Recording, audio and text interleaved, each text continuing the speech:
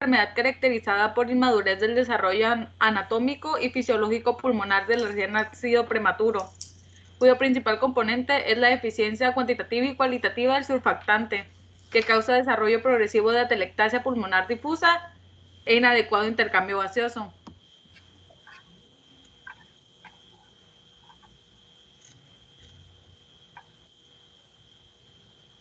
Como generalidades tenemos que es un cuadro respiratorio agudo que afecta a los recién nacidos a pretérmino.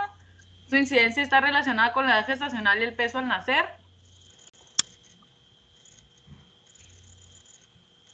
Se observa en el 60-80% de los niños con edad gestacional inferior a 28 semanas, 15 al 30% entre las 32 semanas y 36 semanas, y rara vez se observa en 37 semanas de gestación.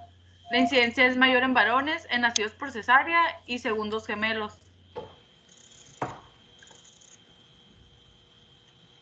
Se puede presentar en mayor edad gestacional en nacidos de madres diabéticas con mal control metabólico y en los que han sufrido asfixia perinatal, otros problemas intrapartos o durante el periodo postnatal inmediato.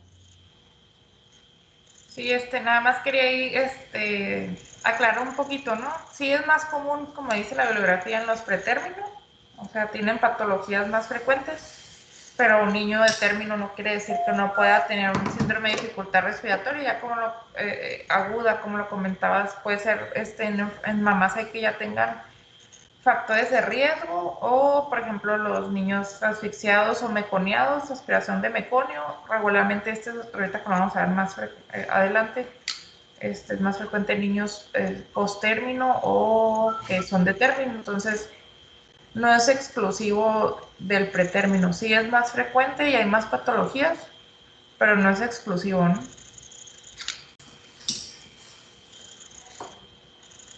Listo, síguele.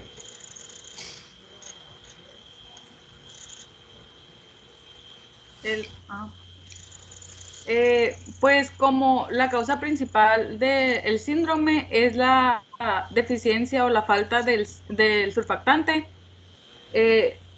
pues para proporcionar el intercambio de gases después del parto, los pulmones se tienen que llenar de aire y despejarse de los líquidos.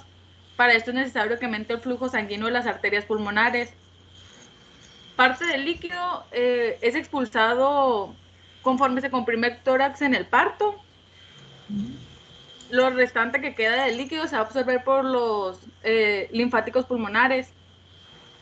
Es esencial una cantidad suficiente de sustancia tensoactiva o surfactante sintetizada por los neumocitos de tipo 2 para estabilizar los alvéolos que se van a expandir de aire. Tal sustancia va a disminuir la tensión superficial y de esta manera impide el colapso pulmonar durante la expiración.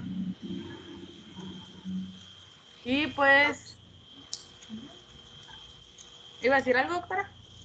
No, nada más que pues es más frecuente esta patología también en niños nacidos por cesárea, por lo mismo, por lo que Ajá. comentabas ahorita, que en los niños que nacen por parto. Y pues tenemos que el surfactante es una compleja estructura de agregados moleculares de proteínas, fosfolípidos y carbohidratos, y el componente principal en un 70% es de fosfatidilcolina. ¿Le cambia usted? El surfactante pues va a ser que lo que va a hacer pues que no se colapsen los alvéolos, ¿no? Entonces, si hay déficit de surfactante, pues obviamente va a ser más probable que se colapsen por muchas causas, pero al fin de cuentas se colapsen y eso provoca la dificultad respiratoria.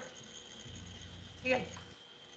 En fisiopatología tenemos que la inmadurez del pulmón es del pretérmino, pues no va a ser solamente bioquímica, sino también morfológico y funcional. Como primera parte de la fisiopatología tenemos el deficiente surfactante, una disminución en la producción y en la secreción del surfactante. Los niveles se van a alcanzar madurez hasta la semana 35 más o menos, se van a producir desde la semana 20 y se van a detectar en el líquido amniótico desde la semana 28 a las 32 semanas más o menos. Después del déficit va a haber un colapso alveolar, va a haber una atelectasia masiva, una insuficiencia respiratoria, una hipoxia e hipercapnia, que estas dos juntas nos van a dar acidosis. resistencia vascular pulmonar, ruptura capital y membrana hialina.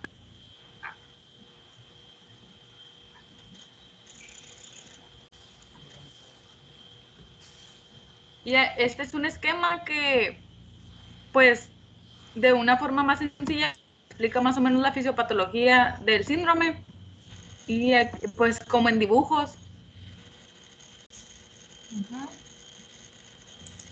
¿Qué cambia este? En el cuadro clínico tenemos que a los pocos minutos del nacimiento aparecen las primeras manifestaciones que van a progresar y alcanzan su máxima intensidad a las 24 o 48 horas de vida. Algunos pacientes necesitan reanimación en el nacimiento a causa de una asfixia intraparto o una dificultad respiratoria grave precoz, sobre todo cuando el peso al nacer es inferior a 1 kilogramo. En los casos no complicados comienza a mejorar a partir del tercer día de vida. Esta mejoría pues suele ir precedida por la recuperación espontánea de la diuresis y a su vez de una mejoría de los valores de la gasometría. Tenemos que son características la taquipnea, el quejido intenso, a menudo se puede escuchar, las retracciones intercostales y subcostales, el aleteo nasal y la coloración cianótica. La cianosis va intensificándose y a menudo no responde a la administración de oxígeno. La respiración irregular y las pausas de apnea son signos que obligan a una intervención inmediata. Los ruidos respiratorios suelen ser anormales o atenuados y presentan soplo como de ruido tubárico. En las inspiraciones profundas pueden escucharse estertores finos. Los niños también se pueden encontrar con una acidosis mixta metabólica y respiratoria. En todo recién nacido prematuro con dificultad respiratoria se le va a solicitar la radiografía de tórax antero-posterior dentro de las primeras 8 horas de vida. Y los gases arteriales se solicitan para documentar el grado de la hipoxemia y hipercapnia.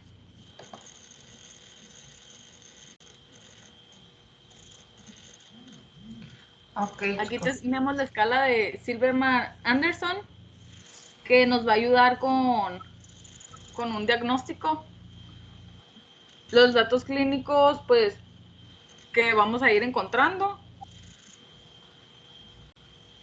Se va a encontrar, pues, aleteo nasal, el quejido expiratorio, el tiraje intercostal, disociación tóraco-abdominal y retracción sifoidea, cianosis y polipnea.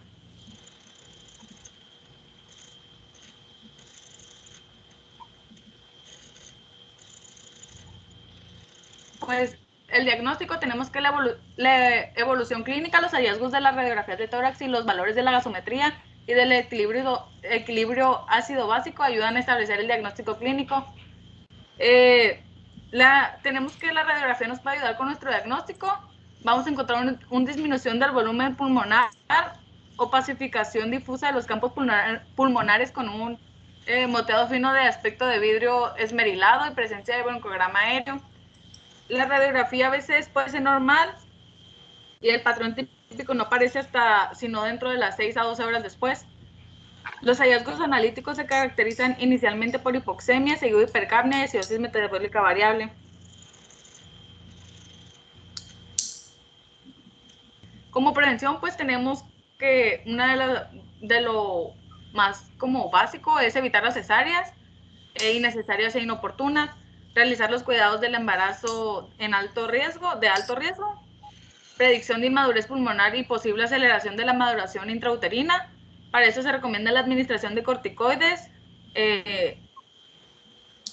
la dexametasona a todas las mujeres en un parto pretérmino de 24 a 32 semanas de gestación y probabilidades de parir en un plazo de 1 semana.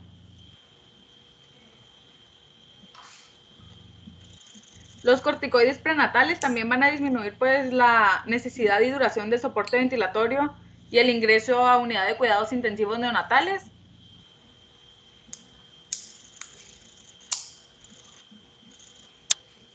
¿Cambias, por favor? Ok, todo recién nacido, todo niño con dificultad respiratoria, todo recién nacido más que nada, pues se tiene que pedir la placa, la radiografía. Obviamente tienes que valorar varios componentes para saber qué vas a sospechar. Si estás en el momento del parto, la cesárea, y pues el líquido amniótico no está meconiado, pues no vas a sospechar en una aspiración por meconio. Pero si el paciente que tú vas a recibir es un paciente prematuro, lo más probable es que sea una membrana hialina. Si tú vas a recibir, ahorita que lo vamos a ver más adelante, un paciente entre las 34 y 38 semanas, por la edad de gestación, pues ya lo menos probable es que sea una membrana hialina, porque la membrana hialina es de las 34 para atrás, ¿no?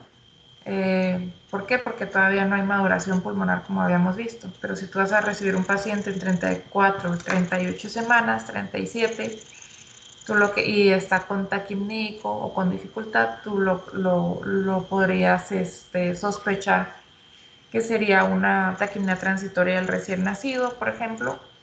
Entonces, depende de la edad gestacional que tenga el paciente, lo que va sospechando primero. Lo otro, pues los antecedentes patológicos de la mamá o los hallazgos que hay ahí en el nacimiento, si hay meconio o no hay meconio, si hay hipoxia. Y ya teniendo todo esto, tú tienes instalado ahí un cuadro de síndrome de dificultad respiratoria. Okay. ¿Qué es lo que vas a hacer? Pues obviamente ese bebé no lo vas a mandar a binomio con mamá. Se vaya a una sala de terapia intermedia para tenerlo en vigilancia.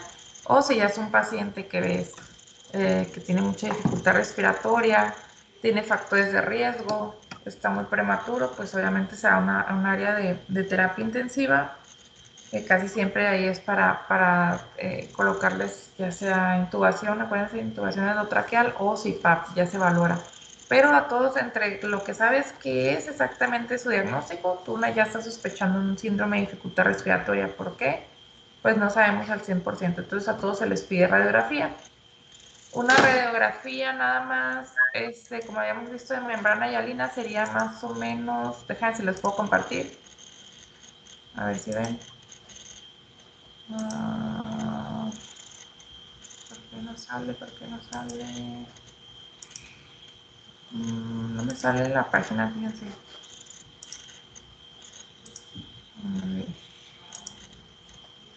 Ahí está. Más o menos una radiografía. Ay, ¿qué pasó? ¿Cómo está? ¿Sí ven la imagen o no? No, no. Solo miro a Gabriel Irán. Ahí está. ¿Ya ven? Ahora sí. Sí. Ok. Sí. Más o menos una radiografía, sí, se las puse aquí porque creo que fue la única que les faltó ahí en las patologías. Entonces, en vidrio esmerilado con infiltradito, pero si ven, pues realmente no es bueno, a lo mejor sí trae datos como atrapamiento de aire, traen orientalizadas los arcos costales y también los diafragmas ahí muy horizontales, pero es por la misma dificultad respiratoria. Entonces no es una radiografía que digas, uy, se le ve el infiltrado, hay una neumonía o una telectasia o algo así. Es una radiografía así con vidrio esmerilado o a veces hasta normales en cierto grado, ¿no? Entonces,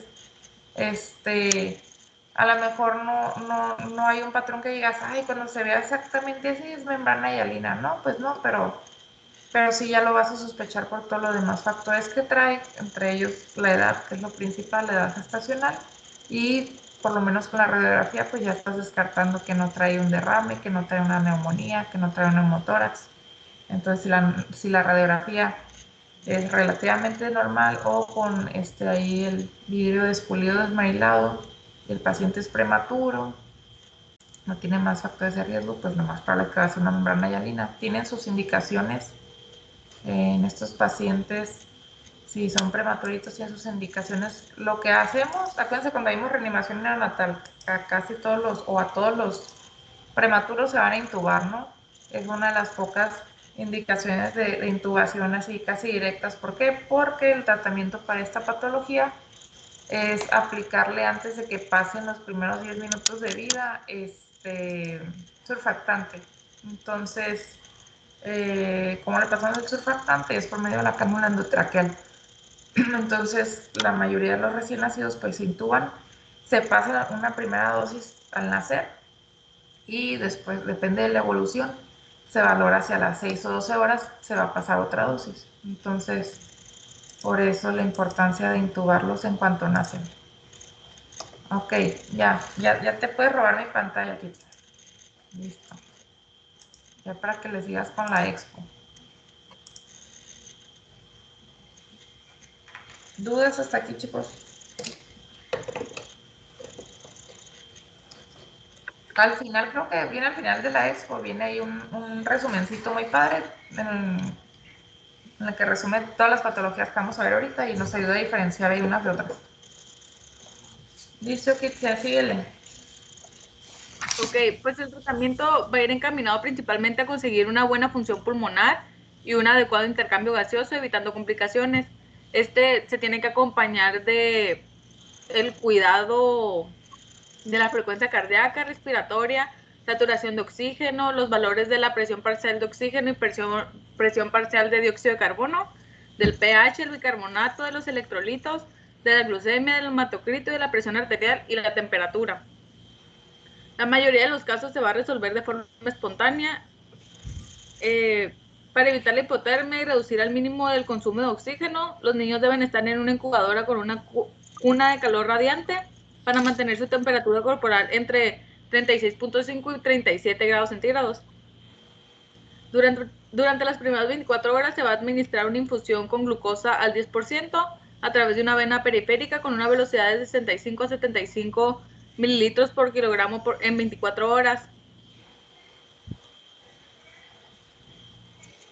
Al segundo día se van a añadir los electrolitos en los lactantes más maduros y entre el tercer y el séptimo día en los más inmaduros, y se irá aumentando de forma gradual el volumen de líquido durante la primera semana.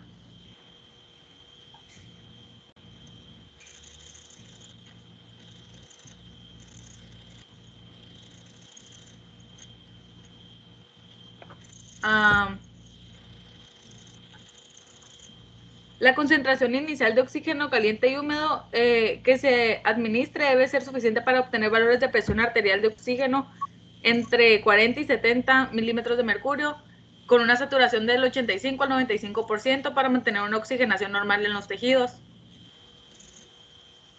Se va a indicar la presión respiratoria positiva continua a una presión de 5 a 10 con una cánula nasal. Si no se puede mantener una saturación de oxígeno mayor a 85%, se van a tener concentraciones inspiratorias de oxígeno del 40 al 70% o superiores. Va a ser frecuente el uso de la presión respiratoria positiva para estabilizar a los neonatos desde el peritorio y reducir de este modo la necesidad de ventilación. ¿Alguien ha entrado a alguna UCI en algún hospital? Público, sobre todo. Yo no. ¿Qué es eso? Una terapia de cuidados intensivos neonatales. ¿Nunca han entrado?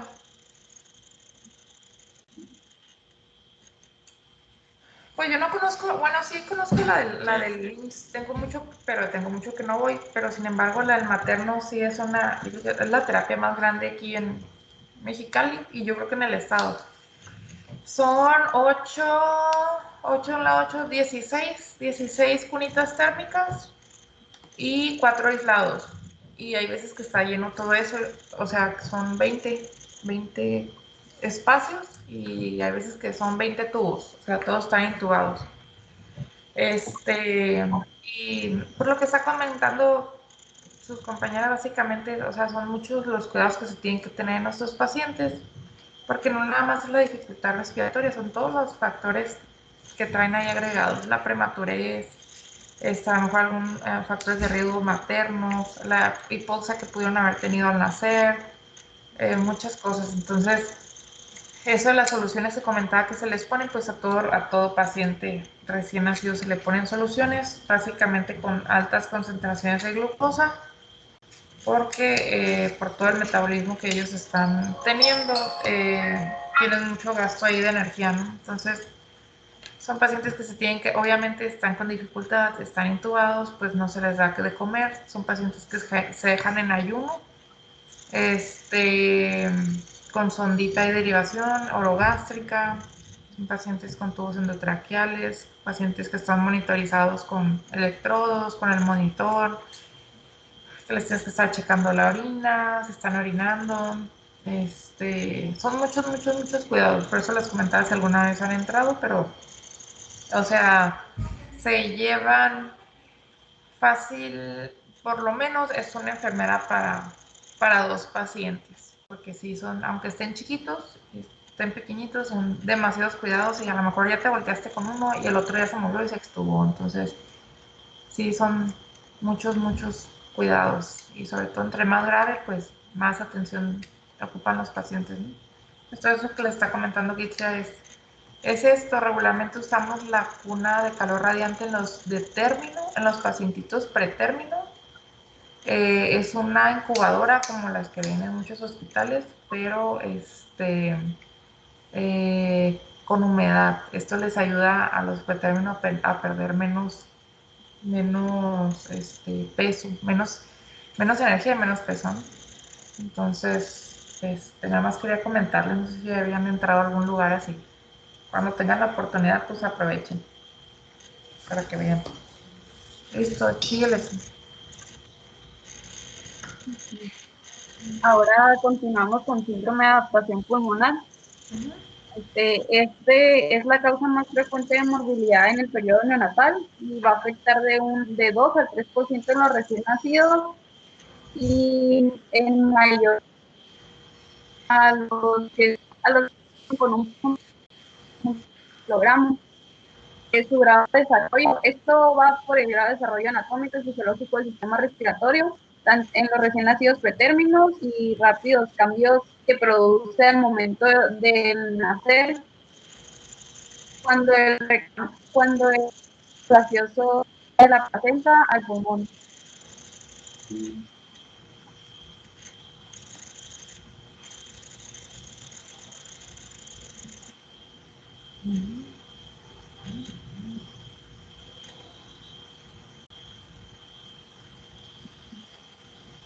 Continuamos con la taquipnea transitoria del recién nacido. Pues se te trabó al final, no se te escuchó bien. Cortadito, pero sí escuché, no sé los demás cómo andan.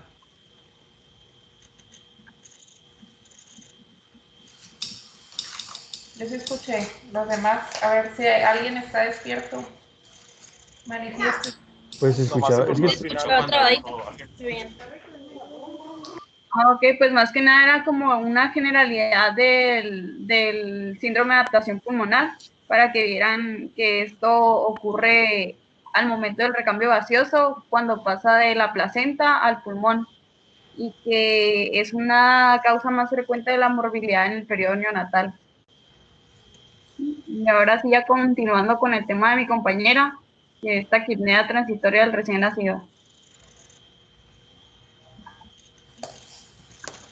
Como definición tenemos que es un proceso respiratorio no infeccioso que inicia en las primeras horas de vida y se resuelve entre las 24 y 72 horas posterior al nacimiento.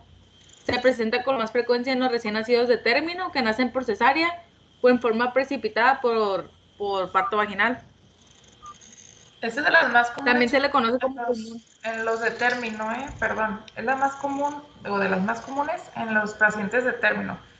Entonces, tienes un paciente de 38, 39 semanas, nació súper bien,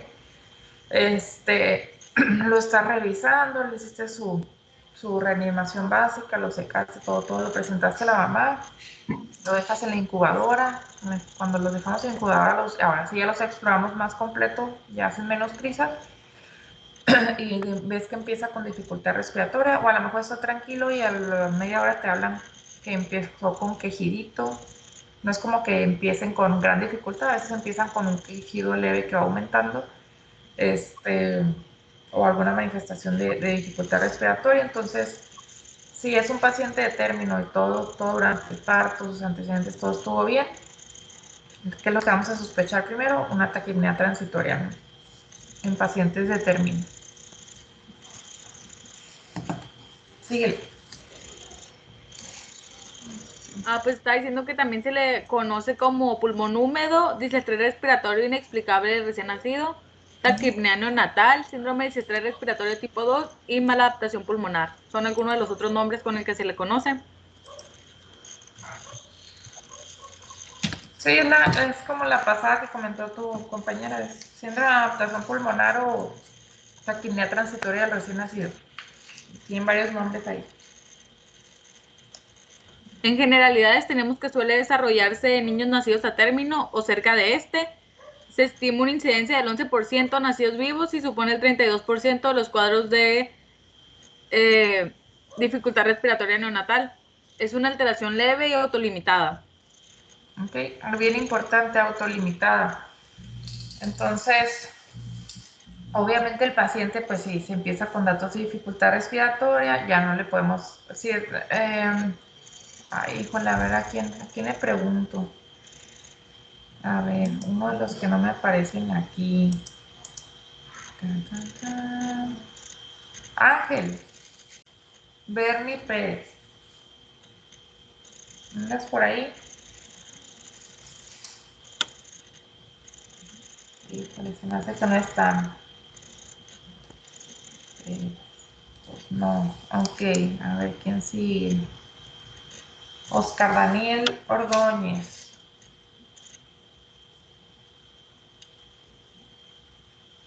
¿Te encuentras por ahí? Ok, ¿te acuerdas cuánto es el promedio, lo normal de la frecuencia respiratoria en los recién nacidos? 120, 160. Respiratoria. Sí, eso es cardíaca.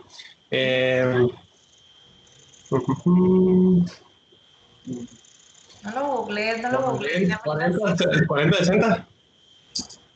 De 20 a 60, perdón, de 40 a 60. Entonces, bueno, más porque googleaste bien rápido.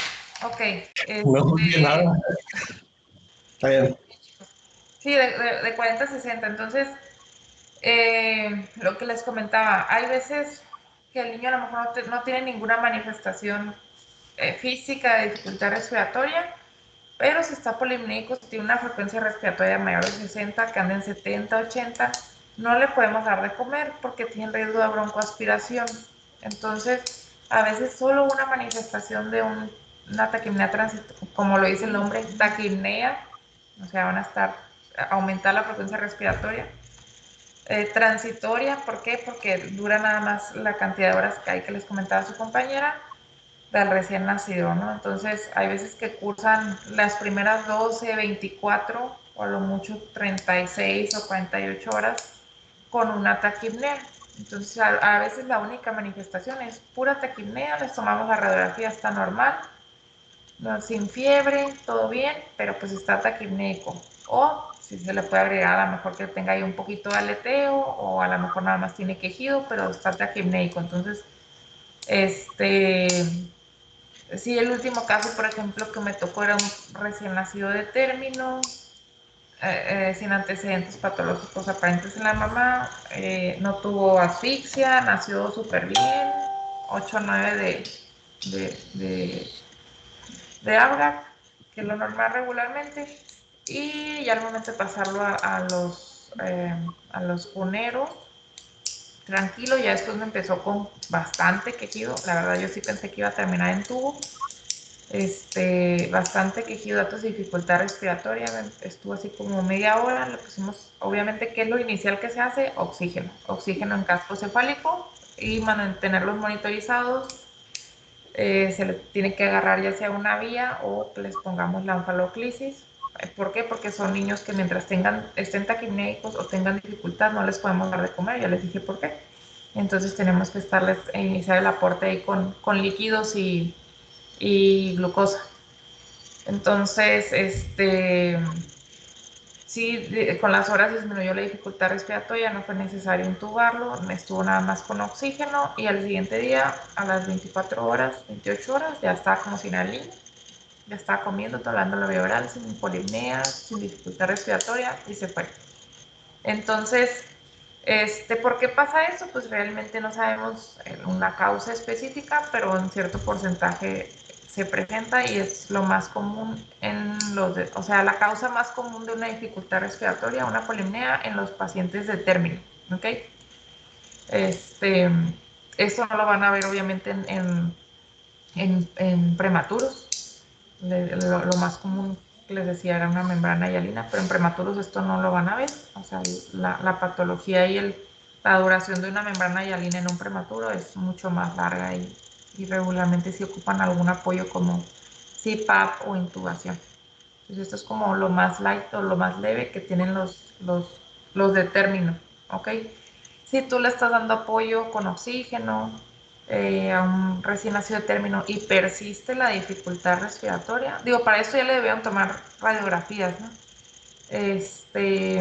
Regularmente es muy raro que se presenten así con tanta dificultad o tanto esfuerzo respiratorio cuando es una taquipnea. Le digo, lo más característico es que nada más a la frecuencia respiratoria aumentada.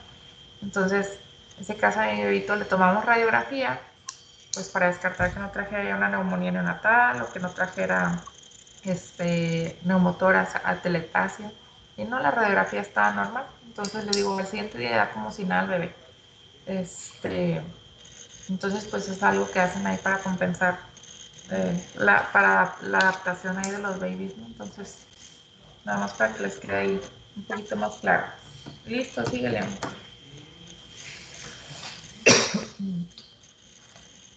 Déjame ser, por favor. Como Ya. fisiopatología tenemos que no se conoce. ¿Iba a decir algo, doctora? No, síguele. No se conoce con exactitud la causa. Puede ser que el síndrome se deba a la absorción lenta del líquido de los pulmones fetales, lo que disminuye la distensibilidad pulmonar y el volumen de corriente, a la vez que aumenta el espacio muerto.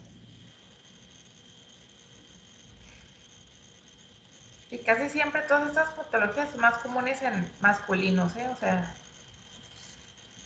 conflictivos desde que nacen. Es más común que sean en pacientitos masculinos. ¿Sí? Digo, no quiere decir que estén exentas las niñas, pero si lo ven en las bibliografías, lo que es ahí, los datos epidemiológicos es más común en niños. Síguele. Como cuadro clínico, tenemos que se caracteriza por un cuadro de dificultad respiratoria presente desde el nacimiento o 2 horas posterior a este, en el que predomina la taquipnea, que puede llegar de 100 a 120 respiraciones por minuto. La presencia de quejidos, cianosis y retracciones es poco común, aunque puede observarse en las formas más severas. La recuperación suele producirse rápidamente a lo largo de 3 días. La clínica se puede agravar en las primeras 6 a 8 horas para estabilizarse posteriormente. Es de las 12 a 14 horas, experimenta una rápida mejoría de todos los síntomas, aunque esta puede persistir durante 3 a 4 días.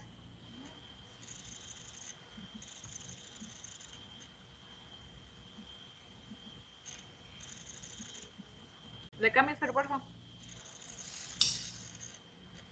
Como diagnóstico tenemos que, pues en general los pulmones van a estar limpios, no va a haber estertores ni roncos, la radiografía de tórax está sin alteraciones. Pues el diagnóstico va a ser clínico, se va a basar en la sintomatología y en los antecedentes del niño. Pero realmente la radiografía está normal, ¿eh? Yo había leído y también ahí dice, ahorita que miré la foto, que hay hiperinsuflación y que se mira el líquido en las fisuras de los pulmones. Puede verse, pero es más raro. O sea, se puede presentar, pero la mayoría de las veces está normal la radiografía en esta patología.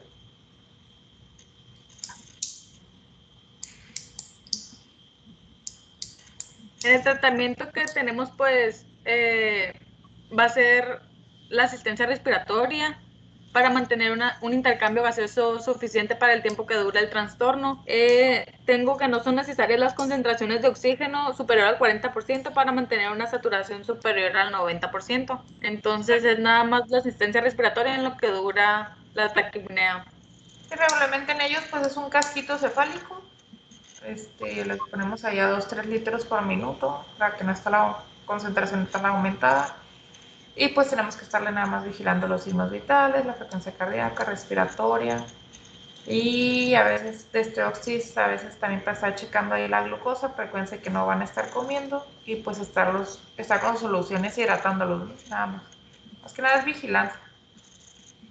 Y el oxígeno.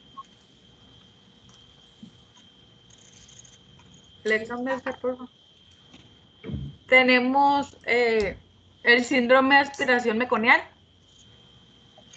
Como definición tenemos que es la inhalación de líquido amniótico teñido de meconio intrauterino o intraparto. Recordando que el meconio pues es espeso, pegajoso y de color negro verdoso. En generalidades, El en el meconio, 10 chicos, no líquido amniótico. Un líquido amniótico normal, ¿cómo debe de ser? A ver.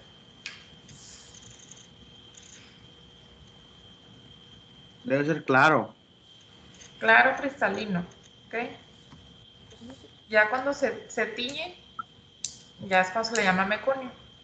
Bueno, más bien, si se tiñe es porque el bebé se evacuó ahí adentro. Entonces ya está teñido, ya se le llama meconio. Síguele. En el 10 al 15% de los nacimientos puede encontrarse un líquido amniótico teñido de meconio y suele observarse en recién nacidos a término o postérmino. En un 5% de los niños se desarrolla un síndrome de aspiración meconial y de ellos el 30% requiere ventilación mecánica y un 3 al 5% fallece. En los casos graves evoluciona hipertensión pulmonar persistente, otros trastornos concomitantes y el fallecimiento. Sí, la mayoría de los que terminan en terapia y fallecen es por la hipertensión pulmonar que no se puede, no responde, no se puede manejar bien, pero que siempre es la principal complicación, la hipertensión pulmonar. Síguele.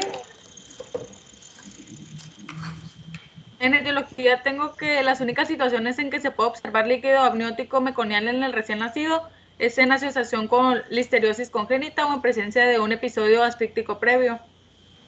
Se consideran factores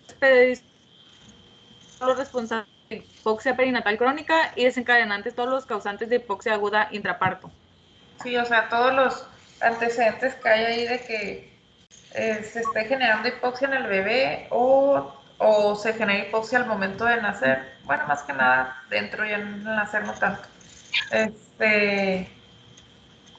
Lo más probable es que va a estar teñido de meconio, por ejemplo, cuando están con sufrimiento fetal, ya sea por alguna patología de la mamá, por alguna patología ahí del bebé, pues lo más probable es que te salga meconiado. Como decía la diapositiva previa, sí, más o menos como un 20 o hasta un 30% puede nacer meconiados, pero no todos los niños meconiados son graves, pues.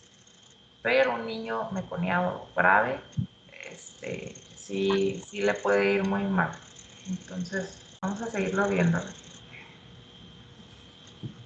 Entonces, ahí cuando, por ejemplo, que ustedes estén rotando en gine y que les toque revisar a los pacientes que estén haciendo tactos, ya sea que ya haya tenido ruptura de membranas o que ustedes la rompan, al momento de detectar un líquido meconiado, se tiene que avisar inmediatamente tanto al gine, porque algo está pasando que está meconiado, y al pediatra pues para que esté listo, ¿no? Ya es un foco rojo para nosotros y ya es pues un pacientito ahí de riesgo. Ahorita vamos a ver por qué. Sí. En fisiopatología tengo que las anomalías pulmonares observadas en este síndrome son debidas a la obstrucción aguda de la vía aérea, la disminución de la distensibilidad pulmonar y el daño del parénquima.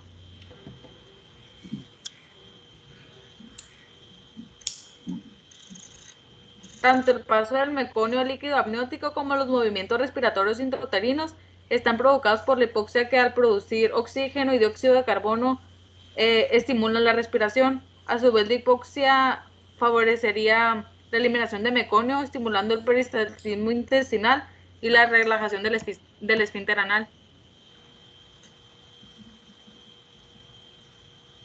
Sí, pues más que nada, ok, aspiran el meconio, se va a la vía aérea, se va a los alveolos, ese meconio causa mucho daño químico y estructural.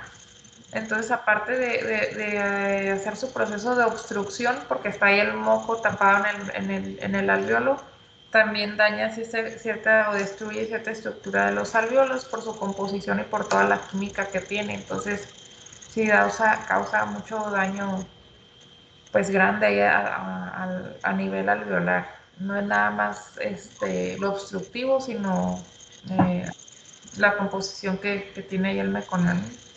Entonces, ahí para que lo vean.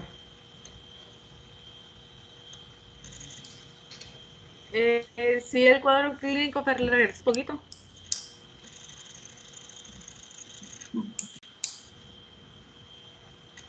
A ver, En cuadro clínico, regresa el esquemita.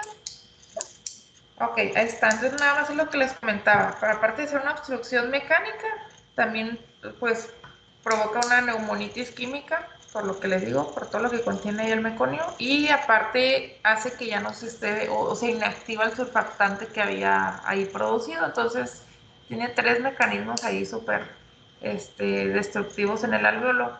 Pues cuando es por obstrucción va a ocupar, ocasionar atrapamiento aéreo, y el atrapamiento aéreo nos puede generar incluso un neumotórax o neumomediastino, o sea, no es como que cualquier cosita con la aspiración, ¿eh? O también nos va a causar que haya una ventilación deficiente, esto va a hacer que haya hipoxemia y que se genere la acidosis y esto llevarnos a la hipertensión pulmonar. Fíjense cómo todos los caminos del inicio nos llevan a la hipertensión pulmonar. La neumonitis, la inactivación de surfactante también nos causa telectasias, ya hay chutes intrapulmonares y esto nos lleva igual hipoxemia, acidosis, hipertensión pulmonar. Y la de pura obstrucción, que era el atrapamiento, neumotórax medio mediastino, todo nos va a llevar a la hipoxia a la acidosis y la acidosis a la hipertensión. Entonces, si se fijan, todos esos componentes nos llevan a lo mismo que la hipertensión pulmonar persistente, ¿no? Que para cuando haya una hipertensión pulmonar persistente ya no es el manejo convencional con una ventilación mecánica normal, o sea, con un ventilador normal de neonatos. Aquí ya uno de los tratamientos es con un ventilador de alta frecuencia, que son súper especiales y regularmente no en todos lugares los tienen. En el materno nada más hay un aparato, es como gigante, así como si fuera una lavadora. Entonces, aparte de todas estas complicaciones, es pues tener el equipo necesario para los pacientes. Esa es una, y también se pueden tratar con óxido nítrico. Óxido nítrico aquí no lo tienen en el materno. A mí me tocó ver que se daba el manejo y tienen muy buena respuesta. En el Hospital Infantil de México, cuando me tocó ir a rotar allá al área de terapia neonatal, allá no tienen guantes para ponerse, pero tienen óxido nítrico. Entonces, hay cosas raras de la vida, pero sí, ellos no les falta el óxido nítrico. ¿Por qué? Porque ellos manejan pacientes pues graves referidos de otros lugares y sí lo usan más frecuentemente que nosotros. ¿Ok? O sea, ahora sí ya le puedes seguir con el cuadro clínico. en cuadro clínico, pues es un síndrome que incluye un espectro amplio de enfermedades respiratorias que van desde una dificultad respiratoria leve hasta una enfermedad de carácter severo que puede llevar a la muerte a pesar de un tratamiento correcto. Clínicamente vamos a observar a un recién nacido con antecedentes de asfixia que está recubierto en meconio. Se caracteriza por la presencia de una dificultad respiratoria intensa, precoz y progresiva con taquipnea, retracciones, expiración prolongada e hipoxemia. Suele apreciarse aumento del diámetro anteroposterior del tórax por enfisema pulmonar debido a la obstrucción de la vía aérea. En los cuadros severos es frecuente observar el desarrollo de hipertensión pulmonar persistente con hipoxemia refractaria. Tengo que el cuadro suele mejorar a las 72 horas y la taquipnea puede persistir durante muchos días o incluso varias semanas.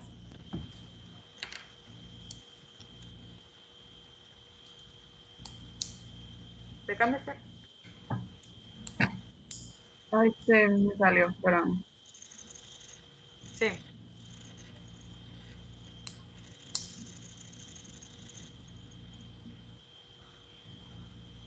El diagnóstico, la radiografía típica de tórax muestra infiltrados parcheados, gruesas bandas de ambos campos pulmonares, aumento del diámetro anteroposterior y aplanamiento del diafragma.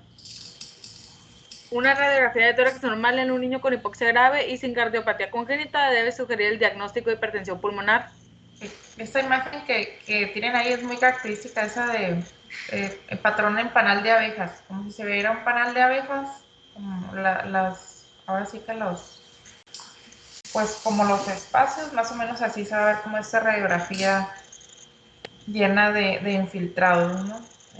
Que son como imágenes así como dice algodonosas, como parchecitos, y se alternan con zonas que están hiperaireadas.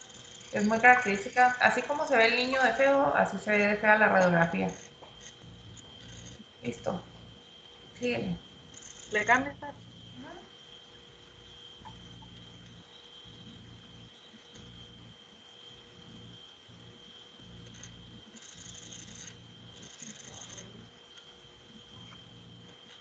En prevención tenemos que el riesgo de aspiración de meconio disminuye si se identifica rápidamente la pérdida de bienestar fetal y se acelera el parto en presencia de una desaceleración tardía de la frecuencia cardíaca fetal o cuando hay escasa variabilidad entre un latido y otro. O sea que hay ahí mucha alteración en la frecuencia cardíaca fetal. A veces pueden estar bradicárdicos o a veces van a estar taquicárdicos, pero estamos viendo que no se mantiene la frecuencia, ya sea que está aumentado o disminuida, pero es anormal la frecuencia, entonces se debe sospechar que el bebé ya está con un sufrimiento, ¿no? La limpieza de la vía aérea y el establecimiento de la respiración y la oxigenación siguen siendo fundamentales para la reanimación de todos los neonatos. Y ahí va otra. Ojo, me acuerdo que cuando vimos la de la clase de reanimación neonatal, antes todos los cursos de reanimación neonatal anteriores o previos al último, que es del 2017, siempre se decía que todo paciente meconiado se tenía que aspirar, que hacer una laringoscopía, o sea, tenías que meter el laringo como si fueras a intubar y aspirar la vía aérea con una sondita de aspiración.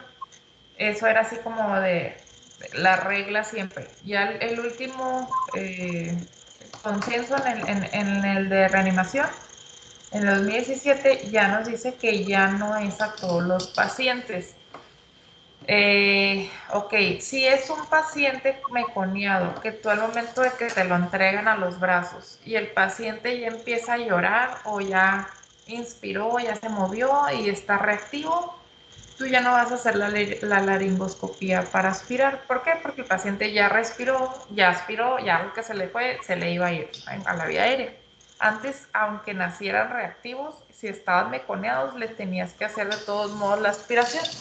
Entonces ya en los últimos estudios se ha comprobado que en esos pacientes que están tan reactivos y que realmente ya aspiraron, es más el riesgo de que tú al momento de hacer la laringoscopía y aspirar puedes provocar un neumotórax, por ejemplo. Entonces, si son pacientes meconiados que al momento de entregártelo está flácido, hipoactivo, que no ha tenido la primera inspiración o su respiración, ahí sí, no lo estimulas, lo agarras directito, lo pones en la conita térmica y ahí mismo le haces la laringo y le aspiras. Esa es una indicación. La otra indicación, ¿qué es lo que no debemos de hacer aquí? Es ambucear, ¿ok? Porque si no, ahí sí le retacas todo el meconio en los alveolos y sale contraproducente. También refiere que si tú no estás listo, no te sientes capacitado para hacer una laringoscopía, pues tampoco te le vas a quedar viendo así hasta ver qué onda, ¿no? Porque ya se está agregando la hipoxia, entonces ahí sí, ni modo, es ambucear. El chiste es que llegue el oxígeno ahí al sistema. Entonces, indicación para aspirarlo, para hacer una laringoscopía, ya según las nuevas reglas, es que sea un paciente deprimido, que no esté respirando, hipoactivo, meconiado. Si es un paciente que ya respiró y está llorando, ya no lo vas a aspirar. O sea, obviamente se hace el aspirado con la perilla y todo, pero ya no se va a hacer una laringoscopía para aspirar. O la otra indicación de que tú no aspires, es que no estés capacitado, no sepas usar el laringoscope, no sepas ubicar la vía aérea. Entonces, pues ni modo, si es un paciente reactivo, pues nada más su aspiración, le digo, no se va a ocupar así, nada más su aspiración normal. Pero si es un paciente que está hipoactivo, que está ahí flácido, sin respirar, pues ahora sí que le pueden aspirar nada más con la perilla, la boquita, la nariz y me lo empiezan a embucear, ¿ok? Pero no se vale quedarse ahí viendo. Ya saben, en lo que llega alguien a ayudarnos, tenemos que proporcionarle ventilación con presión positiva. ¿Tienen dudas de eso, chicos?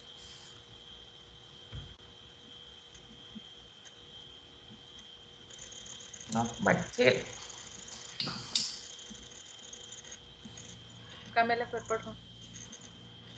En el tratamiento inicialmente debe evitarse la ventilación pulmonar antes de realizar una aspiración traqueal rigurosa que permite extraer la mayor parte del líquido meconial.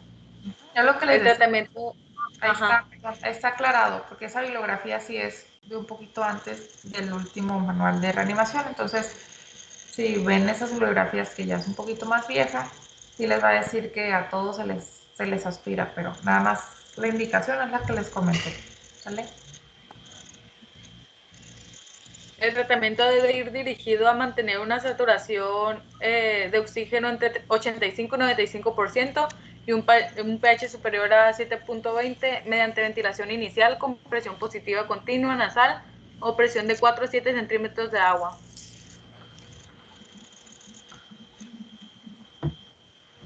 Aquí está como un esquemita. Ok, aquí más o menos lo que les comentaba. Deprimido, un paciente deprimido que está en apnea, no está respirando, tiene baja frecuencia cardíaca o está hipotónico, ahí sí, ya no se piensa. Si tú lo sabes hacer, si estás capacitado o lo quieres intentar, la intubación endotraqueal y la aspiras. La aspiras, le sacas todo el meconio y regularmente, obviamente, aspiras, sacas el meconio, lo dejas intubado y lo empezamos a ventilar y regularmente empiezan a responder los pacientes, ¿no? Obviamente porque empieza a llegar el oxígeno.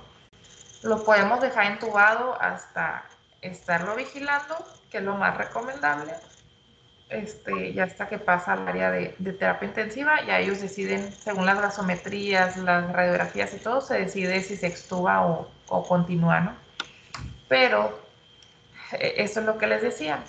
Si ustedes no se sienten capacitados, no saben, lo intentan y no pueden, pues ni modo, lo vamos a empezar a ventilar, ¿no? Lo aspiramos la boquita, la nariz y lo empezamos a dar presión positiva. Si es un paciente que nació vigoroso, tiene buen esfuerzo respiratorio, buen tono, está llorando, buena frecuencia respiratoria, nada más le vamos a dar su aspiración con la perilla, moquito, como si fuera un niño normal, con la perilla, nariz, boca primero, luego la nariz, y ya no le vamos a andar haciendo laringoscopías ni nada. Nada más, si es a lo mejor un niño que vamos a tener que tener un poquito más en observación, a lo mejor no lo pasamos inmediatamente al binomio, sino que a lo mejor tarda más tiempo ahí en observación, pero si es un niño que vamos a vigilar un poquito más, ya pasando ciertas horas, pues ya se decide si pasa binomio, ¿no? Regularmente los niños que, aunque por más meconio que esté, pero si nacen así, les va bien. Es muy raro que ya después se pongan mal. Los que aspiraron desde el inicio del meconio, luego se ponen bien feitos. Síguelo. El pronóstico pues va a depender de la magnitud de la lesión del sistema nervioso central secundario a la asfixia y la presencia de otros problemas asociados como la hipertensión pulmonar. Pues sí, aquí lo único que nosotros podemos ayudar es la hipertensión, no tanto con la hipertensión pulmonar, porque les digo, si ya aspiró ahí meconio, pues lo más probable es que vaya a desarrollar una hipertensión pulmonar. Lo que nosotros tenemos que hacer es saber decidir en ese momento si se va a aspirar, se va a hacer una laringoscopía exploradora para aspirar o si le vamos a aspirar nada más con la perilla. Pero tratar de despejar lo más que se pueda, lo más rápido vía aérea, ya sea con aspiración de perilla o laringo, para disminuir lo más que se pueda el riesgo de asfixia o de hipoxia. ¿Ok? Listo, chicos. ¿Dudas, preguntas aquí de aspiración de meconio?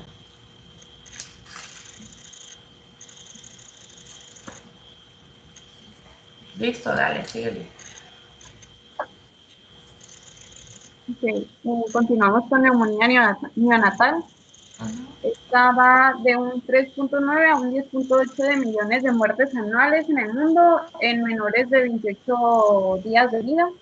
Es responsable también la neumonía del 20 a 38% durante las primeras 48 horas, y este se clasifica en temprana, que son antes de los 7 días de vida, y la tardía, que va de los 8 a los 28 días de vida, que también se le puede conocer a la temprana como la perinatal. Como etiología, tenemos que son causadas directa o indirectamente por invasión de microorganismos, como están más que nada por las bacterias gram positivas, y teniendo un predominio en Streptococcus agalactiae del grupo beta, perdón, del grupo B, y este va de un 70 a 100% de la mortalidad. También está por sífilis y virus del herpes simple. También agregando que en el del grupo B, la infección se adquiere por el tracto genital, por el tracto, perdón. Como factores de riesgo, tenemos la ruptura temprana de la membrana, que son después de las 24 horas, y la asfixia fetal, que es la aspiración de líquido amniótico con movimiento respiratorio tipo gasping, y otra por iatrogenia, que son por soportes ventilatorios cuando intuban a los pacientes. Aquí les voy a poner para que escuchen el gasping.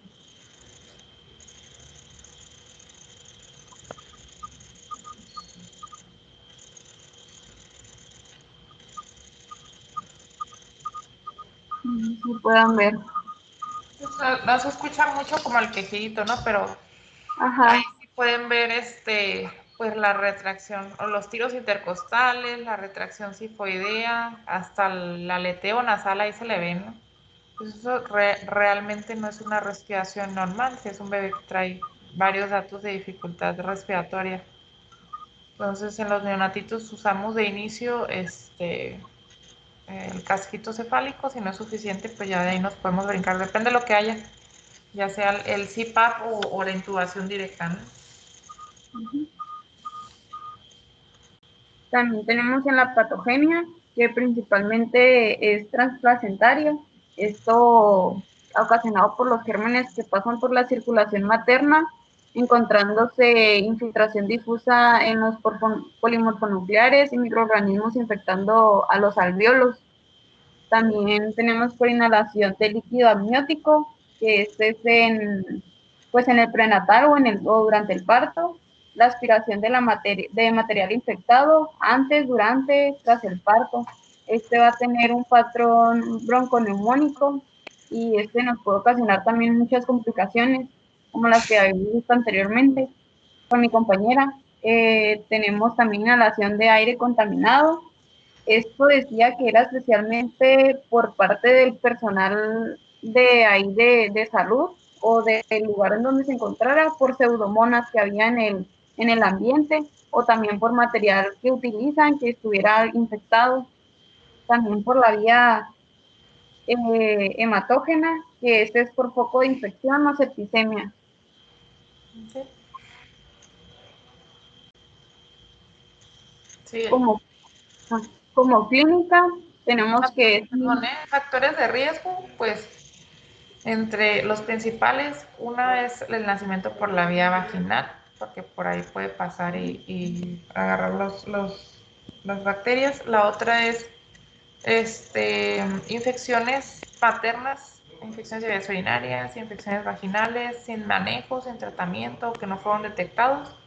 Entonces, es una de las principales causas también. Síguele. como la clínica tenemos que inicia las 2 semanas y 3 meses, va a ser un cuadro insidioso, febril, dificultad respiratoria, retraso de crecimiento, tos en estacato, ahorita les voy a poner el video, y la congestión nasal con conjuntivitis purulenta bilateral de 17 al 46%. Y las complicaciones es el empeoramiento del neumotórax, insuficiencia cardíaca e hipertensión pulmonar. Ok, neumonía neonatal es el primer mes. Nosotros le salió ahí 3 meses, pero neonatal es en todo niño menor de 1 mes para abajo. Ya si es un niño mayor, pues ya no es una neumonía neonatal. Sí. Pueden tener fiebre, pueden tener tos, dificultad respiratoria, principalmente, ¿no? La conjuntivitis también, si no es atendida como debe ser, pues hay diseminación hematógena y causa neumonía también. Listo, ponlo si quieres. Pues ya no es un neonato, es un lactante, pero pues igual es irregular. ¿Iba a decir algo, pero? Digo que ese ya no es un neonato, es un lactante, pero igual le sirve ver el video, ¿no? Para ver cómo se puede. Sí, nomás para que escucharan las dos.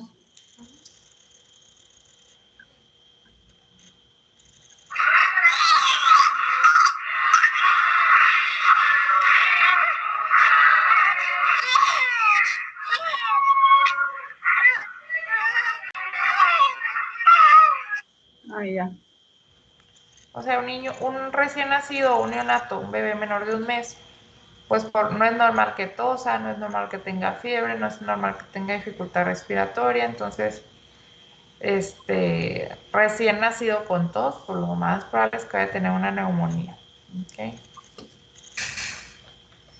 Listo, síguele. No me puedo adelantar. Ya. Como el diagnóstico, tenemos que va a ser por clínica y radiológico. Va a ser una infección intrauterina de tipo difusa y homogénea, asociada con frecuencia a una hiperinsuflación pulmonar.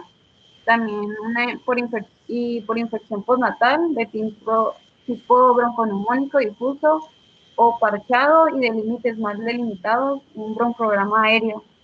También tenemos que la radiografía después de las 72 horas nos va a dar indicios de volumen pulmonar aumentado, hiperinsuflación, opacidad finalmente de granulares y, como decía, el broncograma aéreo.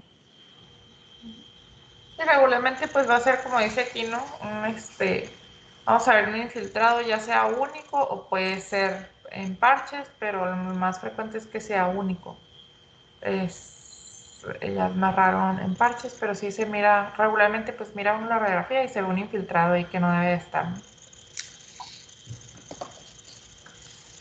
Tenemos el tratamiento, que la profilaxis para estreptococos del grupo B, como esta era la más común, se liga a ampicilina o penicilina, y el empírico como primera línea la ampicilina y gentamicina de 10 a 14 días, y como para alguna otra etiología, si es por clamidia, eritromicina y VHS, aciclovir.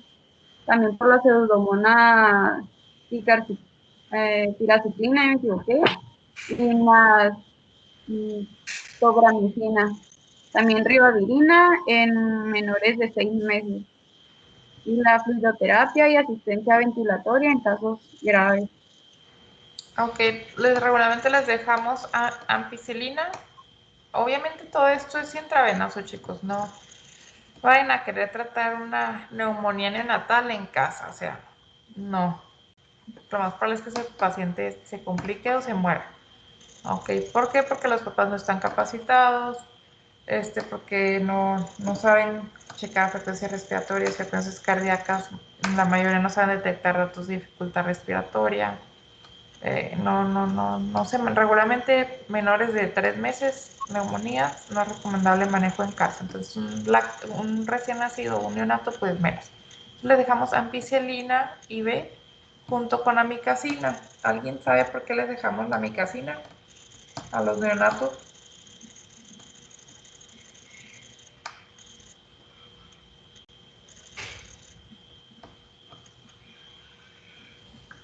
Ok. es por un patógeno en especial que trae ahí la mamá, y la micacina cubre especialmente para ese patógeno. Pero como nadie se la sabe, se las voy a poner en el examen mañana. Entonces ahí para que la averigüen porque usamos amplia mica. Pues sí, dependiendo ahí del patógeno, por eso está recomendable los cultivos, ¿no? Para tratar de identificar, o si la mamá trae alguna infección ahí vaginal o algo, pues tenemos que tratar de detectar qué es, si es clamidia o gonorrea o qué es, ¿no? Y pues lo que dice ahí, fluidoterapia, asistencia ventilatoria, pues si les digo, si tiene dificultad respiratoria, pues se tiene que dejar en ayuno con soluciones, y pues ya sea que ocupe nada más puro casquito, que ocupe nada más CPAP o que va a ocupar ventilación, y ahí se va valorando. No tiene nada de malo que veamos un paciente con mucha dificultad respiratoria y decidamos intubarlo. Se intuba y pues se va valorando la evolución. Si va mejorando, ya se extuba cuando uno considere que es necesario extubarse, cuando la radiografía esté mejorando, cuando los gases arteriales vayan mejorando, cuando el estado general del paciente vaya mejorando. O también se vale, si queremos iniciar con un paciente que no tiene tanta dificultad, es iniciarle con un casquito cefálico, pero tenemos que estarlo vigilando, observando, ver también si se mantiene o si va disminuyendo lo que es la dificultad. También se tienen que tomar gases arteriales. Si vemos que se mantiene o va mejorando, pues se sigue con el casquito. Si vemos que no está funcionando el casco cefálico, pues ya vamos escalando a CPAP o a tubo endotraqueal. Síguele. El otro es asfixia perinatal, que es la falta de oxígeno, la hipoxia o la falta de perfusión, que es isquemia en diversos órganos. Tenemos como generalidades que es caracterizada por la suspensión o grave disminución del intercambio gaseoso a nivel placentario o pulmonar, y así resultándonos hipoxemia, hipercapnia e hipoxia con acidosis metabólica. Tenemos que del 5 al 10% de los recién nacidos requiere algún tipo de reanimación cardiopulmonar, y el 90% se recupera bajo cuidados, el 9% en menores de 36 semanas, y el responsable del 20% es el responsable del 20% de las muertes perinatales. También se presentan uno de cada 12.500 recién nacidos vivos. Aquí tenemos como por decir como el cuadro, la clínica más bien, y en 3 estadios, que nos va a dar de los signos de nivel de conciencia. En el estadio 1, perdón, vemos que está hiperalerta, y en el 2 letárgico, y en el estadio 3 con estupor y en coma. En tono muscular, postura, reflejos tendinosos, mioclonías, reflejo del moro, pupilas, crisis convulsivas, electrocardiograma, duración y el pronóstico. Esa es la clasificación.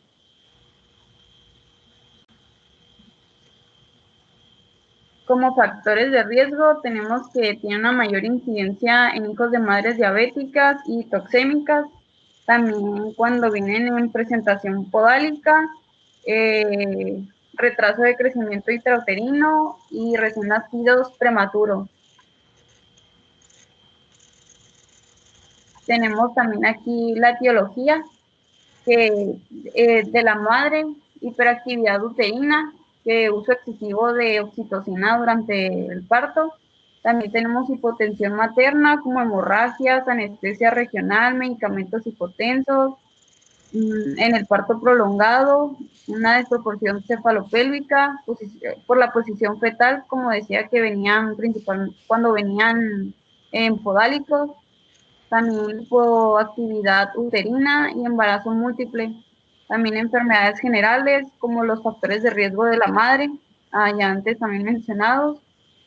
Placentarias, desprendimiento prematuro de membranas, también la placenta previa o desgarro placentario. Y de cordón es el prolapso, los nudos, roturas y trombosis. y en los fetales anemia hemolítica, transfusiones fetomaternas, bloqueos AB, cardiopatías congénitas, que va a estar pues, con los bloqueos, cuando son gemelos, prematuros y postérminos.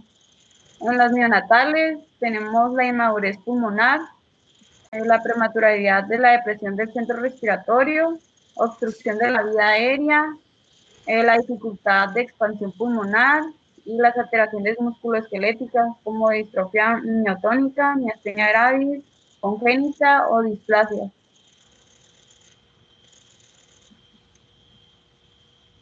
También tiene un criterio que número 1 tiene que ser una gasometría del cordón umbilical con pH menor o igual a 7. La calificación de Apgar de 0 a 3 por más de 5 minutos y datos clínicos de encefalopatía hipóxico-isquémica, que esta va guiada con la clasificación de Sarnoff, que es también la de Cernat, que la que les comentaba al principio, que se divide en estadio 1, 2 y el 3. También evidencia bioquímica y disfunción orgánica múltiple. Ok, como ven la 2, pues el Apgar ahí influye, ¿no? Entonces, ¿por qué lo tenemos que aprender a hacer? Y cómo lo vamos a estar utilizando. Entonces, acuérdense que también la clasificación de Apgar, según la puntuación, podemos clasificarlo como una hipoxia leve, moderada o severa. Entonces, ¿cómo podemos clasificar la hipoxia? Ya sea por la clasificación de Apgar o la otra que vimos, que trae como más datos clínicos. Pero la más usada, porque es la más rápida y más fácil, porque no trae tantos parámetros que evaluar, es la de Apgar, ¿no? Cualquiera de las dos se puede usar, pero la más utilizada es la de Apgar.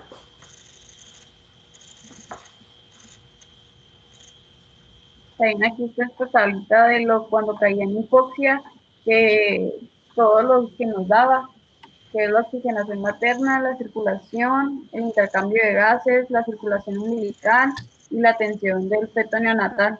Son algunas de las causas que nos puede llevar.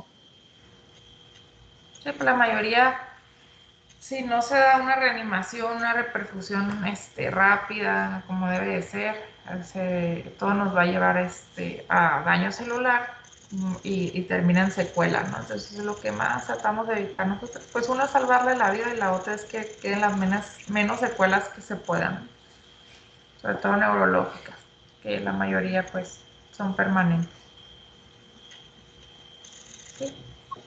Y dentro de la asfixia también se va la encefalopatía hipóxico-isquémica, que estos son signos neurológicos que aparecen inmediatamente después del parto tras un episodio de asfixia perinatal, caracterizado por un deterioro de la alerta y de la capacidad de despertar alteraciones en el tono muscular y en respuestas motoras, así como alteraciones en los reflejos y en ocasiones convulsiones.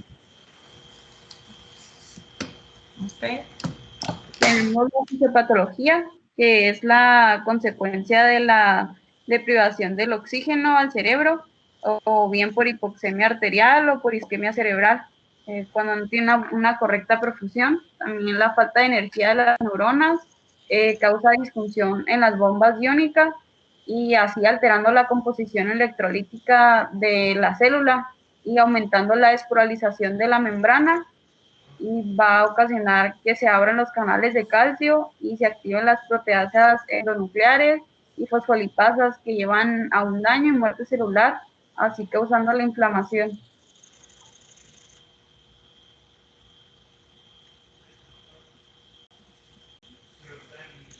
Tenemos la clasificación, que esta va de leve, moderada y severa. La leve no conlleva ningún riesgo de mortalidad ni de minusvalía moderada o severa, y del 6 y 24% representa leves retrasos en el desarrollo psicomotor. La moderada, el 3% de riesgos de mortalidad neonatal y un 20 y 45% de minusvalías moderadas o graves en los supervivientes. La severa tiene una mortalidad del 50 al 75% y se desarrollan la mayoría secuelas neurológicas.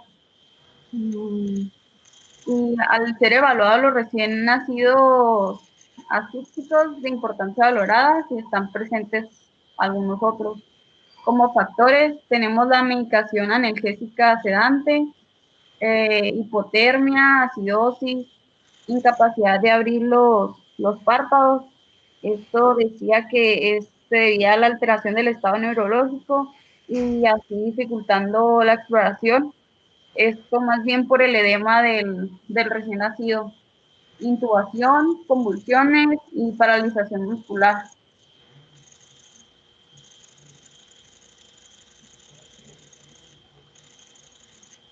Aquí se divide pues un poquito más detallado, como lo pueden ver, que en la leve y en la moderada el paciente mejora gradualmente después de las 72 horas. En la severa, el recién nacido está estupuroso o en coma y está intensamente hipotónico y puede presentar convulsiones sutiles y clónicas multifocales entre las 24 y 72 horas de vida, y parece agudizarse el deterioro de la capacidad para despertar y con frecuencia nos da signos de disfunción del tronco encefálico y algunos recién nacidos presentan signos de hipertensión intracraneal. Y habitualmente en este grado es cuando el neonato fallece.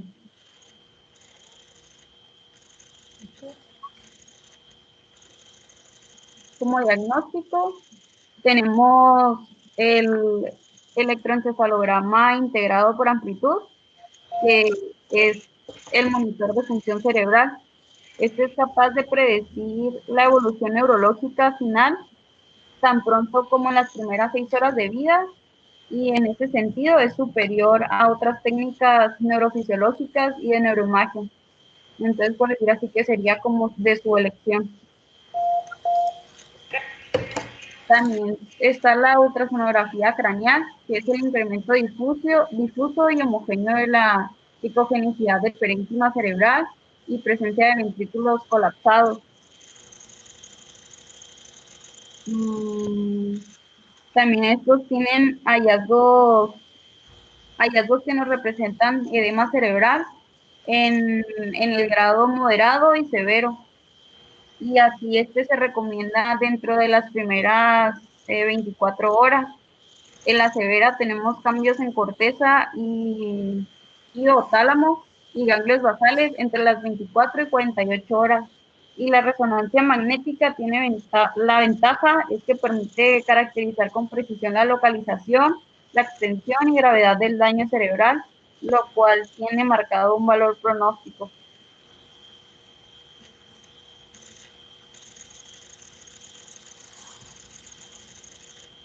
Okay. Y aquí tenemos los hallazgos que se pueden identificar en la resonancia magnética. Ese sí que ya pásatelo, o sea, nada más sí que les quede bien. Lo que utilizamos más que nada para el diagnóstico, pues realmente el diagnóstico lo hace el neurólogo pediatra. Son los potenciales evocados, es el electroencefalograma, que aunque ustedes no lo crean, es bien difícil, sobre todo en institución pública, conseguir que se haga un electroencefalograma a un pacientito, porque regularmente nada más hay una máquina que es la que lo hace y una persona nada más capacitada por turno. Entonces se descompuso la máquina, pues ya no hay electros. Y por fuera ya los tiene que pagar el papá del paciente, tiene que ponerse de acuerdo el médico que va a ir a hacerlo. Entonces sí es un showzote. Tiene que tener ciertas indicaciones, tanto tiempo sin medicamentos, que no lo modifiquen. Entonces sí es un show. Y para la resonancia, pues también no tenemos resonancia en todas partes, más que en los privados, en algunos. La resonancia pues no se puede mover, dura buen rato, por lo menos como una media hora, una hora una resonancia, no es rápida como la TAC. Entonces por lo mismo pues el paciente tiene que estar sedado, ahí ocupamos que nos ayude lo que es el anestesiólogo, tiene que mantenerle la sedación para que no se mueva,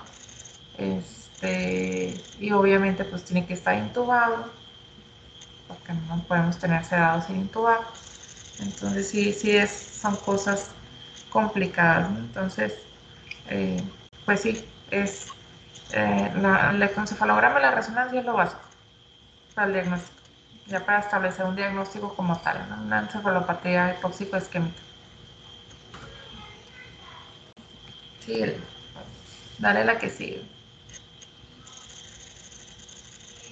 Tenemos el tratamiento, que esto es mantener una oxigenación y ventilación adecuadas, la tensión arterial normal, evitar la sobrecarga de líquidos, cifras de glucemia entre 75 y 100 miligramos sobre decilitros, evitar hipertermia ¿Por y qué los... tenemos que evitar hipertermia, María Fernanda, de estos pacientes? Era para que no alterara el sistema neurológico, me parece. Pero ¿cómo afecta, cómo lo daña ahí? Mm, De hecho, uno de los tratamientos es la hipotermia en estos pacientes. ¿Alguien se lo sabe la respuesta? Porque puede haber crisis febriles. No, Claro, porque pueden convulsionar. no. Todavía no vemos ese tema, nomás por eso no les mando un sopapo virtual. No lo hemos visto, pero ya que lo veamos, vamos a ver que las crisis febriles no existen en niños menores de 6 meses. Entonces, no es por eso. Alguien que se quiera ganar algo. No, ya les di mucho tiempo, ya lo googlean. Ok, entonces me lo van a investigar, chicos. Porque uno de los manejos es la hipotermia. Ok, por eso se tiene que evitar la hipertermia. Ok, síganle. En los fármacos antipilépticos tenemos existe disfunción hepática y renal marcada, se utiliza fenitoína o diazepam, y cuando no se den las convulsiones tras la dosis de choque inicial de 20 miligramos sobre kilogramos de fenobarbital, y la dosis de mantenimiento de este fármaco se tiene que reducir a 2 miligramos sobre kilogramos por día.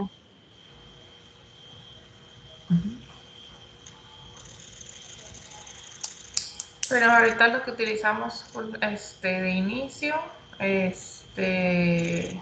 ya como un manejo de base, pero sí cuando están hospitalizados, que nos pueden presentar crisis, regularmente utilizamos diazepam, midazolam, y pues la mayoría de estos fármacos se inician ciertas dosis de impregnación o dosis de inicio, y ya conforme se va estableciendo el diagnóstico se cambia a una dosis de mantenimiento, y a veces las podemos ir reduciendo o las podemos ir aumentando dependiendo ahí de la respuesta del paciente. Pero les digo ya que uno puede hacer los cambios a considerar, pero ahora sí que el que deja ya el manejo establecido pues va a ser el neurólogo pediatra. Ok. Sí. Ay, por último tenemos esta tablita.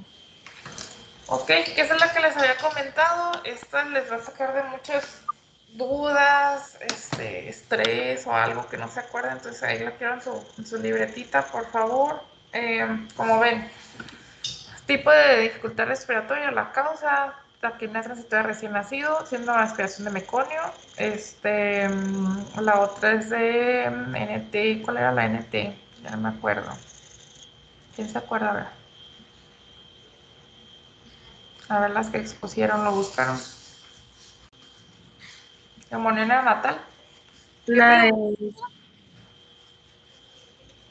Y hipertensión pulmonar persistente o cardiopatías congénitas. ¿Por qué no me pone aquí en la tabla cardiopatías congénitas? Un paciente cardiópata, acuérdense que vimos en las clases pasadas con la doctora, te puede generar polipnea o datos de dificultad respiratoria, y no es tanto que sea el problema pulmonar, sino que es una descompensación ahí cardíaca que te puede generar también estos signos y síntomas. Lo que me interesa más, lo único que le falta aquí es que tuviera la de membrana hialina, pero bueno. Entonces, más o menos aquí nos refieren la edad de inicio de la dificultad respiratoria, menos o antes de las 6 horas o después de las 6 horas de vida, los antecedentes que pueden tener ahí la mamá o los pacientes, o si fueron cesáreas, si son de pretérmino. ¿Qué más? la exploración, las principales alteraciones que vamos a encontrar, pero en la taquimia transitoria, pues una taquimia. Entonces, en la aspiración de meconio en tráquea o tinte cutáneo meconial, o sea que nace todo lleno de embarrado de meconio. En la neumonía, pues pacientes sépticos o datos de dificultad respiratoria, cualquiera de los que vimos ahí en el videíto. Hipertensión pulmonar, a veces nada más vamos a escuchar ahí un soplito. En la cardiopatía es más frecuente que escuchemos soplos o que haya cardiomegalia en las radiografías. Las gasometrías cuando nos pueden salir, en la mayoría pues hay hipoxemia, casi en todos. La radiografía más o menos ya las vimos, como nos salen en cada patología.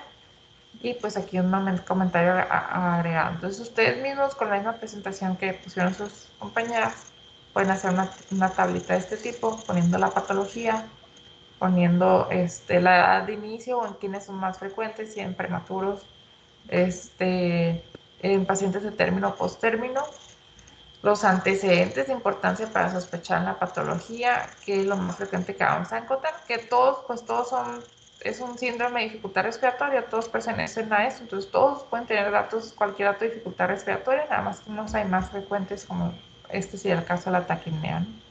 Gasometría, casi todas son iguales, radiografía, si hay algunas diferencias, como los vimos, y pues nada más, si tengan algunas dudas, preguntas, para sus compañeras, chicos, les estamos calificando ahí el dominio del tema, la respuesta de preguntas, entonces, ayúdenles. Doctora, el PPRN era la taquipnea transitoria del recién nacido, así como la mencioné. Ok, dudas, chicos, preguntas. Creo que ya es la última, ¿no? ¿O siguen todavía?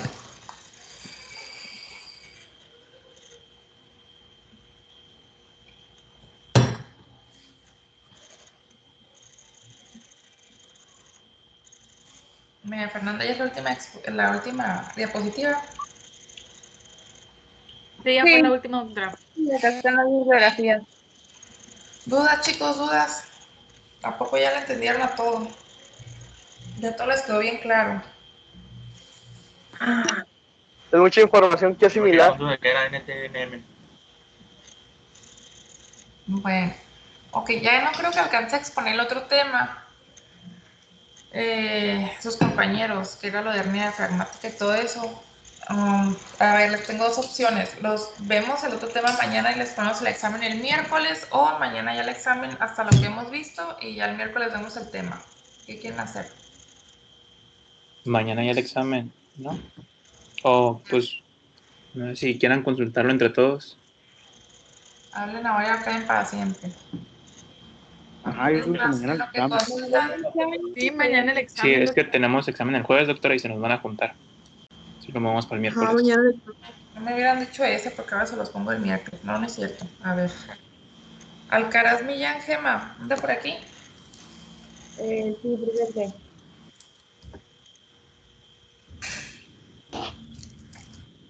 Carlos Jordan. Alegría. Presente, doctora. Ok. Bañagas Muñoz Bricia. Presente. Ok. Barrientos Zavala Leonel. Presente. Bojorquez Medewari Karen. Presente. Chávez Sánchez Daril. Ok. Fierro Beltrán. Flores Espitia. Hierro sí está presente, doctora. ¿Y dónde está? Que no lo veo. ¿Está presente él o está presente la compu? No, Fierro, yo aquí estoy. Ah, ok. Muy bien. Flores Espitia. Presente. Fuentes Castro. Presente. García Cortés. Presente. Higuera Marroquín. Presente. Jara Vale Karen. Presente. Juárez Arevalo. Presente. La Madrid. Presente. Lima Rodríguez. Presente. López España. Ok. Luque Covarrubias. Presente. Macías Pérez, despiértense, que no avanzamos. Presente. Méndez Cepeda. Presente. Moreno Morales. Presente. Moreno Valdés. Munguía Tiznado. Okay. Navarro Torres. Presente. Ordóñez Vázquez. Presente. Ortiz Álvarez. Osuna Robles. Híjole. Pérez Murillo. Presente. Ruiz López. Presente. Tapia Fuentes. Presente. Doctora, Yo te iba a poner falta, mándenme. yo soy Osuna, creo que se me trabó la compu cuando dijo. Ok. Tirado Mata Luis Gabriel. Presente, doctora. Torres Chávez. Presente. Trujillo Martínez. Presente. Vega Quintana. Presente.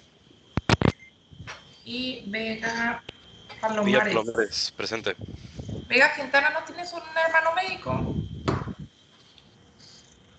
Sí, 2. ¿Cómo se llama? Rogelio Y el otro. y de otro Alejandro. Fíjate, es un compañero mío de generación. Me lo saludas. Bueno. Bueno, chicos, Doctora, entonces... no quería interrumpirla, pero aquí estoy. No lo escucho. ¿Quién es? Chávez, no quería interrumpirla cuando estaba pasando lista. Está en el baño cuando llegué. Ay, Chávez. Doctora, entonces el examen va a ser hasta el tema de hoy que expusieron mis compañeras. Sí. Y el miércoles la clase a las 11. Ajá. Ya a partir de ahí sería el tema del examen, del próximo examen que hagamos. ¿Vale? Ahí le cortamos. Doctora, ¿y como cuántas preguntas van a hacer? Pues tenemos 2 horas, ¿no? No sé, fíjense, apenas lo voy a hacer ahora. Para ver casos clínicos. Yo creo que unas 50 preguntas. Más o menos.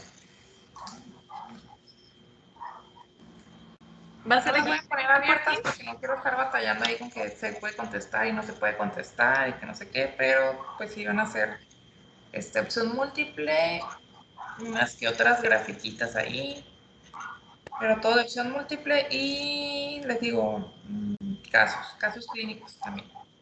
Y pues todo se ha visto en la clase y lo tienen ahí en su material que les he mandado para leer también. No se saca de otra parte. Doctora, ahí para referencias numéricas sería lo del manual Harriet o ¿Lo de que para referencias numéricas sería el manual Harriet Lane o qué bibliografía es la que quiere que usemos para eso. Híjole, puede ser Harriet Lane, que es lo que más utilizamos, o las expos, las tablitas ahí también que les he pedido. Voy a tratar de poner así como lo que sea muy patológico, que sea muy evidente, lo que sea muy normal, pues que lo puedan identificar, o sea, que no varíe como que le duden por 5 o 10. Ok. En cuanto a rangos no va a ser muy borderline. Ok, gracias. Okay. Bueno, chicos, Doctora, yo tengo una duda con taquipnea transitoria. Ajá. A lo que había entendido era que eso se daba porque hay una inmadurez de los canales de calcio, de sodio, entonces no se reabsorbe el líquido y el paciente tiene taquipnea para compensar eso que está batallando para respirar. Pero usted comentó que la radiografía normalmente salía casi normal, pero si hay atrapamiento de líquido ahí, ¿cómo va? ¿No saldrían como datos de atrapamiento ahí de líquido? Pues mira, es que ahora sí que lo que puede hacer es un aumento de la trama vascular. También mencionaba hiperinsuflación, ¿no? Que es hiperinsuflación a nivel pulmonar. Esos son los datos que son los que mencionaba ahí en la radiografía. Son los datos que se pudieran encontrar, pero no, sin embargo, no en todos los pacientes lo vas a encontrar o no en todos los pacientes los vas a ver. El hecho de que no los veas no quiere decir que no sea una taquipnea transitoria. O sea, si tú lo estás sospechando, es uno, por la edad gestacional, dos, porque a lo mejor no tiene más factores de riesgo para otra patología, y tres, porque la principal manifestación que tú estás viendo es una taquipnea. Entonces, lo estás sospechando, pides radiografía, puede que te salga normal, pero no por eso vas a desechar tu sospecha diagnóstica, o puede que sí traiga las alteraciones estas que comentamos. Sin embargo, si tú ya estás viendo datos de que trae una telectasia o que trae un neumotórax, pues ya desechas como causa que sea una taquipnea transitoria, sino que ya trae algo más, ¿no? Pero sí, acuérdense que esto no es, varía mucho los pacientes en cada paciente, ¿no? Cada persona. Entonces, no todo es 100%, no en todo vas a encontrar todo. A diferencia, por ejemplo, de la aspiración de meconio, que ahí sí es bien característica las lesiones como en panal de abejas que comentaba. O sea, no hay otra patología que tú vayas a ver esas imágenes que no sean en la aspiración de meconio. ¿Vale? La horizontalización de las costillas y la separación de los... Uy, mira, la horizontalización y la separación lo puedes ver en cualquier patología que te cause que haya hiperinsuflación pulmonar o que no haya un adecuado intercambio de oxígeno. Entonces, esa sí no es tan patognomónica de una en especial. Cualquier patología que te cause eso a nivel pulmonar te va a causar esas alteraciones en la radiografía. Por ejemplo, un paciente asmático es también aumento de los espacios intercostales y orientalización del diafragma. ¿Vale? Y entonces, ¿a qué se refiere con panal de abeja? Déjame ver si rapidito, más o menos. Aquí. Es que esa imagen sí está así como medio... No estaba tan clara. Ay, se me trabó la compu de voy. Okay. Yo creí que era la forma del tórax. No, no es una imagen. Imagen, un panal de abejas. Estos niños se van a ver como los epocosos, los pacientes epocosos. Pero en chiquitos. O sea, se ve así un tórax en tonel, como mencionaban ahí en la diapositiva. Ok, gracias. Es que una que sea así como muy didáctica.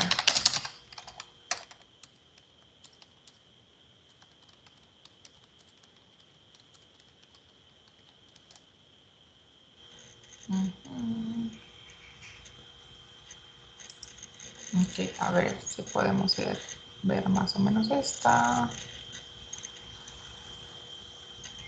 Ok.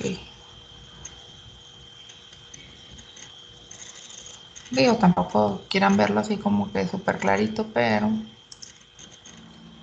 Ahí les... Ok, más o menos aquí encontré una ahí medio parecida.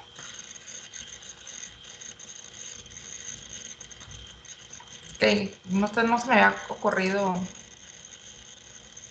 como que crean que les voy a poner radiografías en el examen. A lo mejor sí te comento en el caso clínico, paciente con tales síntomas, nació así, antecedentes tales y tiene una imagen en panal de abejas, entonces ya te orienta ahí, ¿no?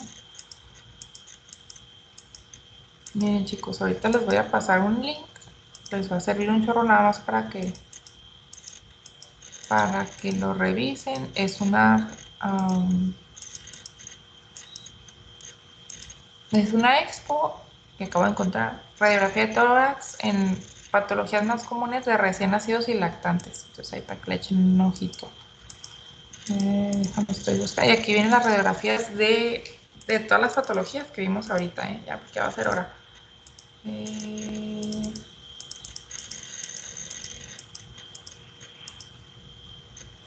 Bueno, estos los paso. Copia. Ahí se los paso en el chat Mm.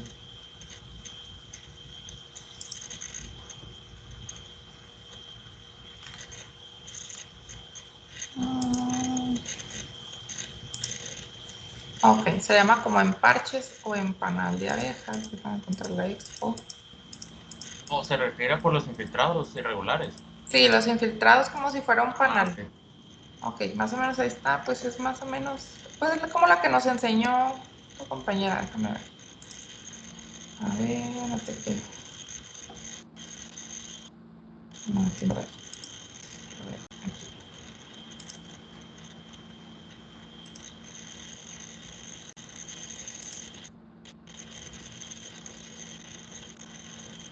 Ya la miran ahí la pantalla.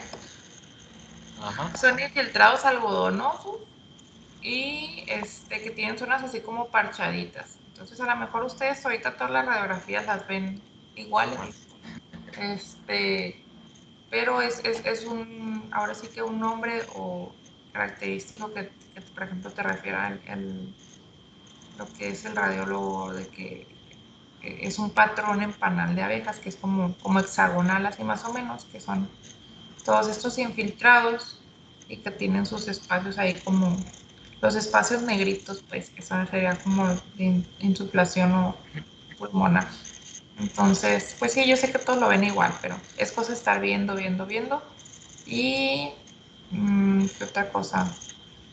Es diferente, por ejemplo, cuando hay una neumonía, que se puede ver un infiltrado localizado nada más en una área, o se pueden ver varios infiltrados, que puede ser nada más en uno, en dos o en varios lugares. Entonces, ocupan estar viendo, pero sí me gustó mucho ahorita que sin querer encontrar la expo esa para que la chequen y les ayuda un poquito a solucionar dudas en lo que se refiere a radiología de recién nacidos o lactantitos. Les va a ayudar. Se los voy a pegar para que lo chequen. Ok, listos, chicos, yo los dejo porque creo que ya tienen clases, se les va a hacer tarde. Entonces, mañana a las 4 el examen, ¿sale? Esperemos que todo salga bien, que no haya fallas, para que lo puedan hacer sin problemas. Muy bien, doctora. Ok, entonces nada más una cosa, falta la expo de lactancia materna, la de cardiopatías no me la mandó la doctora, entonces lo vamos a tomar del tema. ¿Y cuál otra falta? Estoy en que falta otra exposición. La de desnutrición. Ok, entonces se las mando ahorita, se las subo ahí al Teams. Vale, pues, cuídense chicos, bye bye. Gracias. Nos vemos. Gracias, doctora. Bye.